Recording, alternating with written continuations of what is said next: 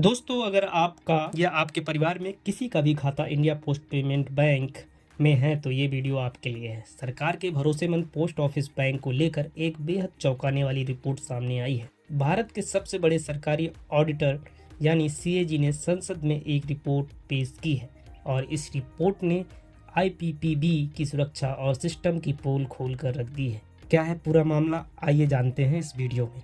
CAG की report के मुताबिक इंडिया पोस्ट पेमेंट बैंक के काम करने के तरीके में कई बड़ी और गंभीर खामियां पाई गई हैं। सबसे बड़ी लापरवाही, बैंक ने बिना मोबाइल नंबर वेरीफाई किए ही धड़ल्ले से ग्राहकों के खाते खोल दिए। हद तो तब हो गई जब यह सामने आया कि बैंक के सिस्टम में कई अलग अलग ग्राहकों के खाते सिर्फ एक ही मोबाइल नंबर से जुड़े हुए हैं।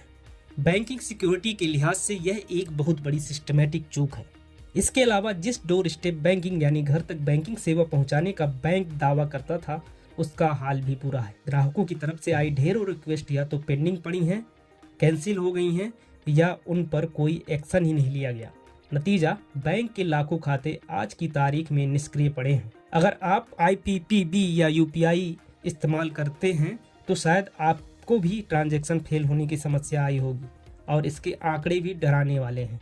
आरबीआई का नियम है कि तकनीकी कारणों से यूपीआई फेल होने की दर 1% से कम होनी चाहिए, लेकिन आईपीपीबी में यह दर 2022-23 में बढ़कर 7.82% तक पहुंच गई और सर्वर डाउन रहने के मामले में तो इसने रिकॉर्ड ही तोड़ दिया। वित्त वर्ष 2023-24 में आईपीपीबी की यूपीआई सेवाएं कुल 362 घंटे तक ठप रहीं।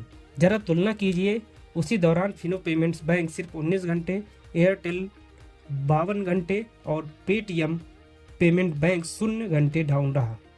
सीएजी ने साफ कहा है कि बैंक को अपनी निगरानी व्यवस्था तुरंत सुधारनी होगी।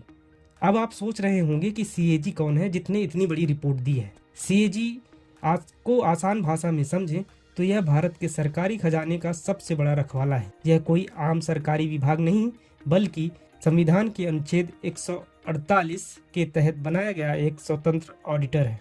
इसका काम यह जांचना है कि सरकार या सरकारी संस्थाओं का पैसा सही जगह और सही तरीके इस्तेमाल हो रहा है या नहीं। आपको याद होगा, देश के सबसे बड़े घोटाले जैसे 2G स्पेक्ट्रम घोटाला, कोयला घोटाला और कॉमनवेल्थ गेम्स घोटाला, इन सब का खुलासा ही इसी सीएजी की ऑडिट रिपोर्ट में हुआ था। तो दोस्तों, सीएजी की रिपोर्ट में साफ है कि इंडिया पोस्ट पेमेंट बैंक ने ग्राहकों की संख्या तो बढ़ा ली, लेकिन अपनी सर्विस और सुरक्षा को ताक पर रख दिया। क्या आपका खाता भी इस बैंक में है और क्या आपको भी इसका सर्वर डाउन मिला है? हमें कमेंट्स में अपना अनुभव जरूर बताएं।